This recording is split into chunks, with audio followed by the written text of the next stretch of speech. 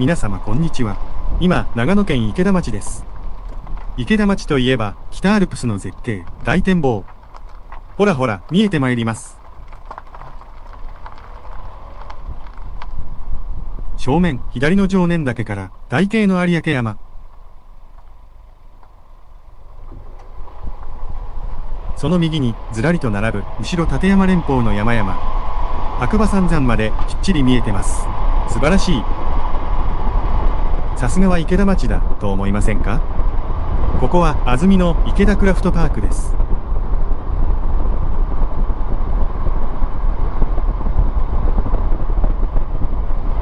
この高台からの眺めは、圧巻ですよ。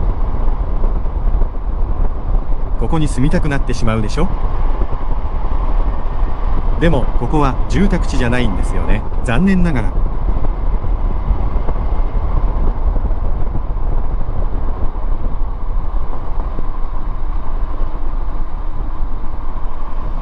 ここを右に入ると駐車場があって、池田町立の北アルプス展望美術館です。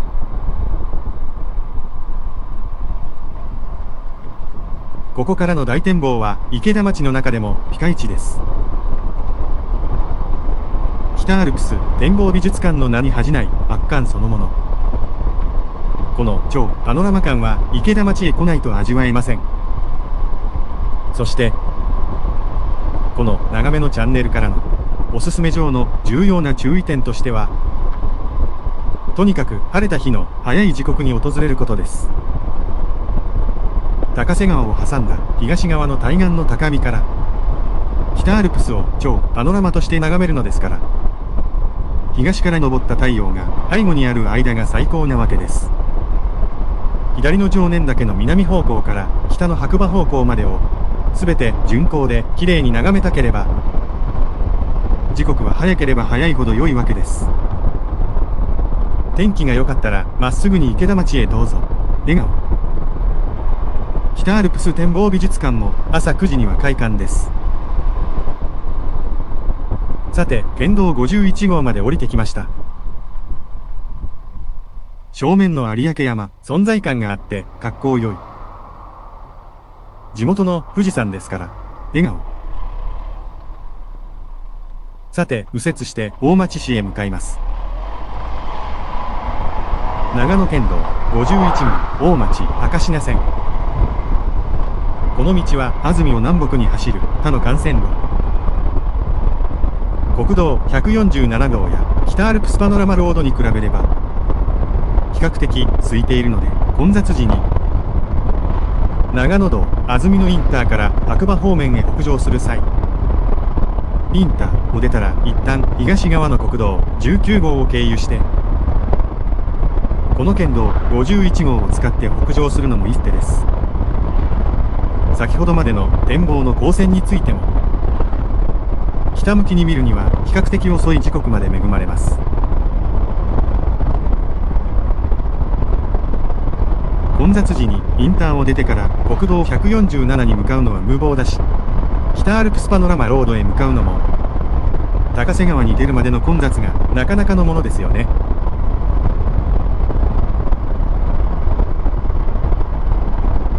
ここが池田町の道の駅。左右両側とも道の駅の駐車場ですが、右側のハーブガーデンは冬季閉館中です。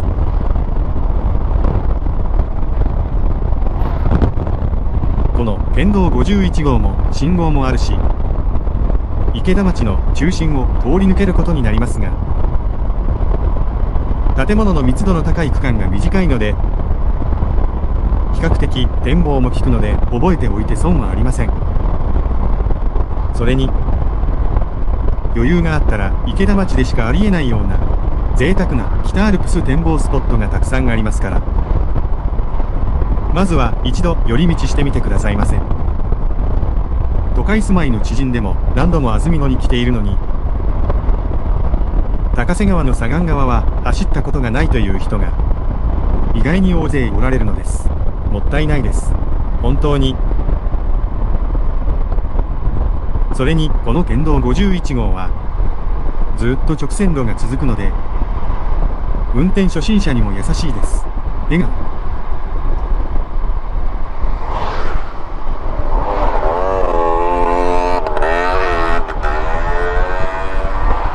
右から合流してきたバイクさんの音ですね。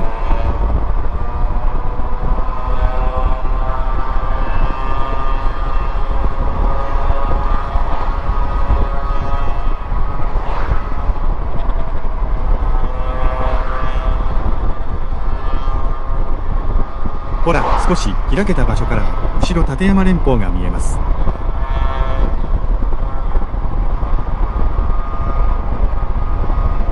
道路が後ろ立山連峰へ向かって一直線なので、景色を見たさに脇見することがないので、この点も運転初心者には嬉しいかもですね。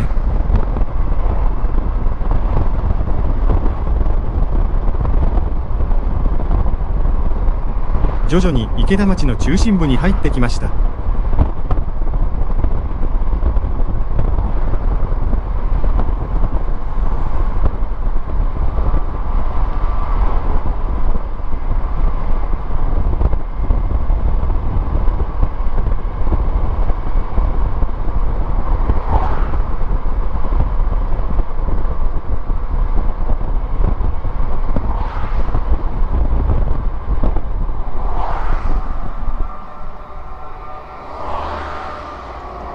この先の信号を右折すると春は桜の名所に至り、左折すると一本隣の道に観音堂があり、そこがかつての池田宿の南端でした。池田宿って昔の塩の道筑二街道でいうと、北の大町宿と南の穂高宿の中間、大町宿からも穂高宿からも2里半 10km の位置。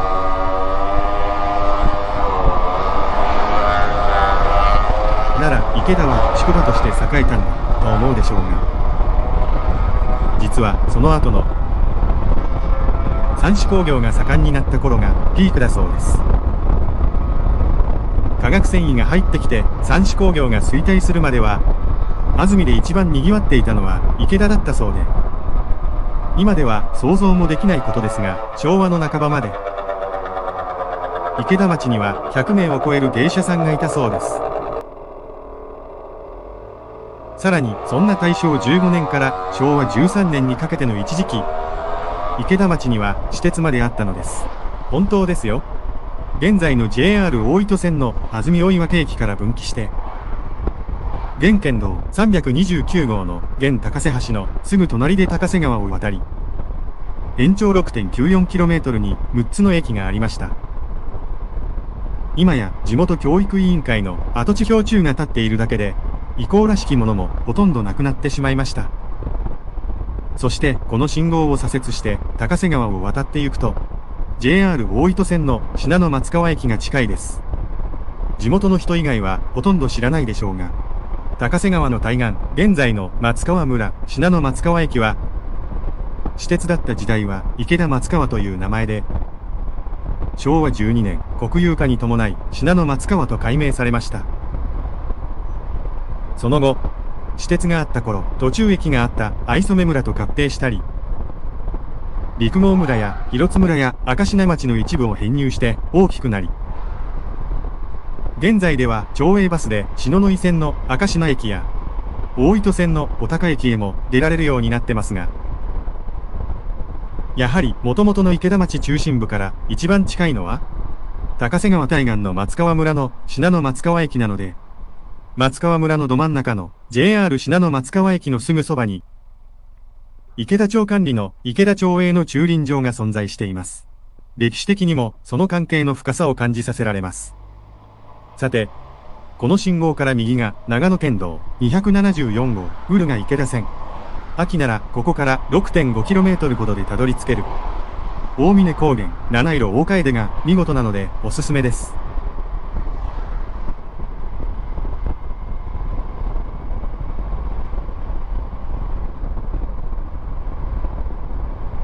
さあ、そろそろ前方の視界が大きく開けて、北アルプスの素晴らしい眺めが続くようになります。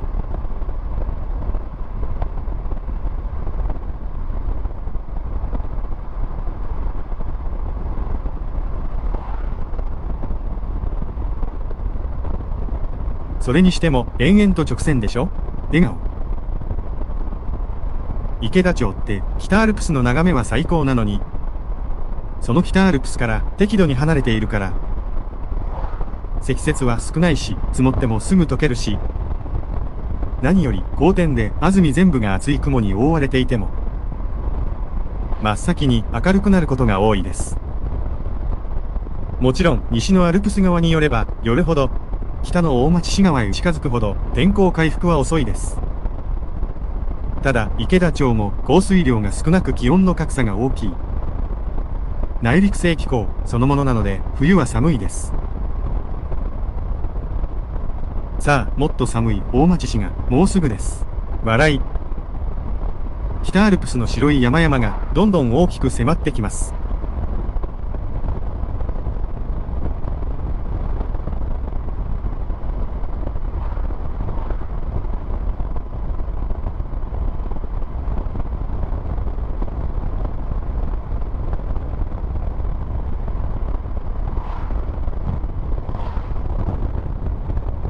さあ大町市に入りました。画面中央で頭が白いのがガキ岳、左の台形が有明山。有明山は形が富士山に似てるので、よく信濃富士とも言われていますが、他にも2つ呼び名があって、安住富士でも有明富士でも正解なのです。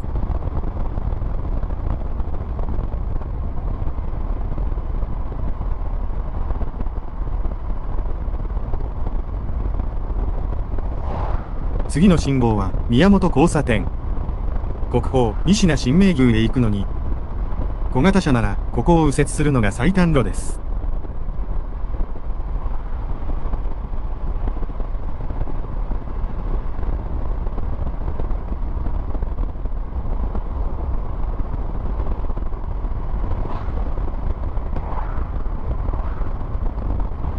大町市に入ってからは眺めを遮る建物が一層少なくなってくるので、北アルプスの眺めにますます見せられます。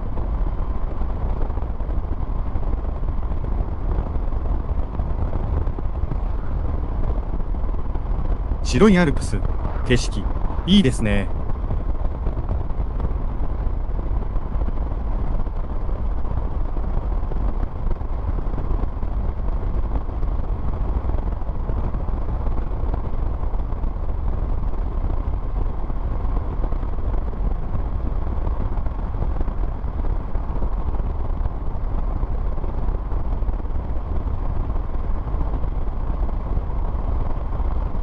延々と続いていた直線路が、ここで少しだけカーブを挟みます。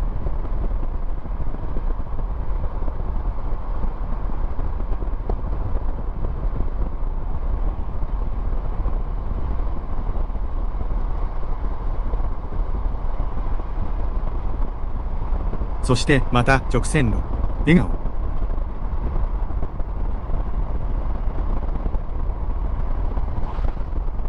左前方の北アルプスがどんどん近く大きくなります。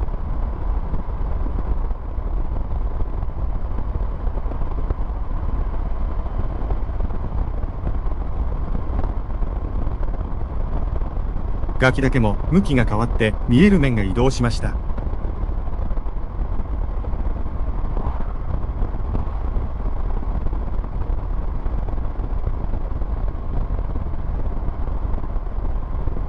この動画ゴールの大町市内ももうすぐです。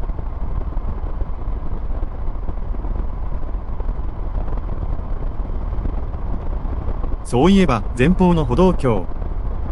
なんでここに歩道橋があるのか疑問なのです。通りかかるたびに考えてしまうのですが。わからない、わからない、わからない、頭くるくる。右側の台地に資料館とかがあるのですが、そこには広い駐車場があるし、歩道橋の左には駐車場のようなスペースはないし、民家なども一切ない。なんで歩道橋が必要なのか。かつては必要な場所だったが、今では不要になったの？それを撤去していないだけなのか。わからない、わからない。おいおい、私、もう考えるなよ、苦笑。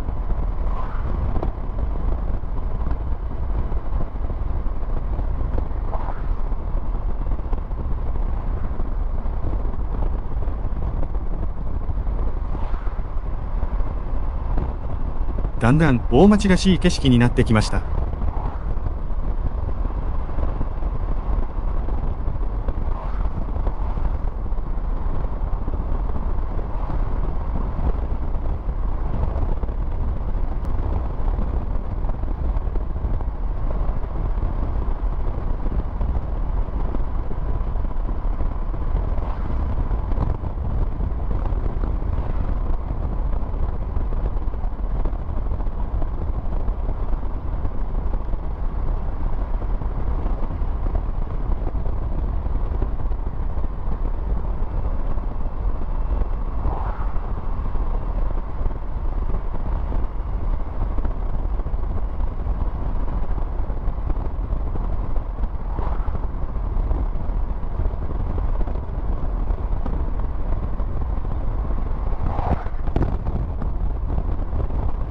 ここまで来ると、この県道もそろそろ終わりです。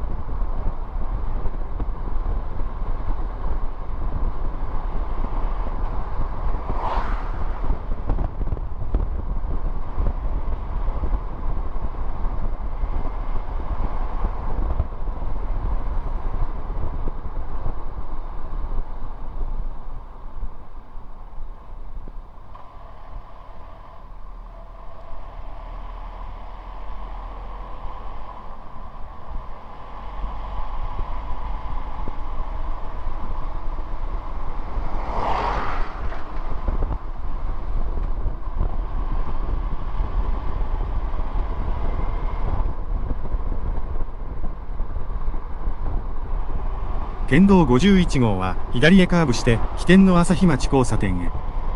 ここからは正面から来て左の松本終点へと向かう国道147号線に入ります。五線橋を登って JR 大糸線をまたぐのですが、ここへ来るといきなり山が大きく迫ってきます。左の大きいのが蓮華岳、対向車線の先が爺ヶ岳。その中間に岩小屋沢岳と鳴沢岳、その真下が扇沢。爺ヶ岳の右には鹿島、槍ヶ岳、五竜岳が連なっています。南側から大町市内に入ってくると、私にとってはものすごく見慣れている景色なのに、五線橋を登るたびに山の近さ、大きさに感動するんです。右斜め前の青いシートの工事現場。すでに画面左側へ移転してしまったスーパーの跡地。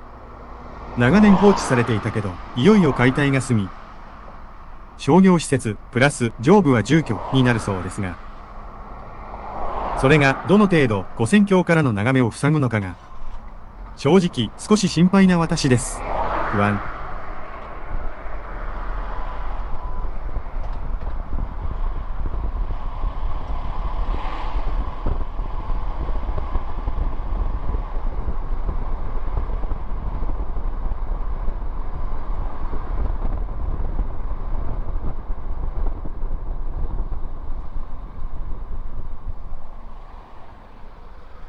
正面が今回ゴールの JR 信濃大町駅です。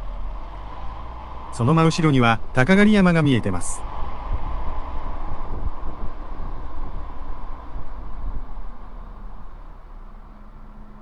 ゴールに到着です。ご覧いただきありがとうございました。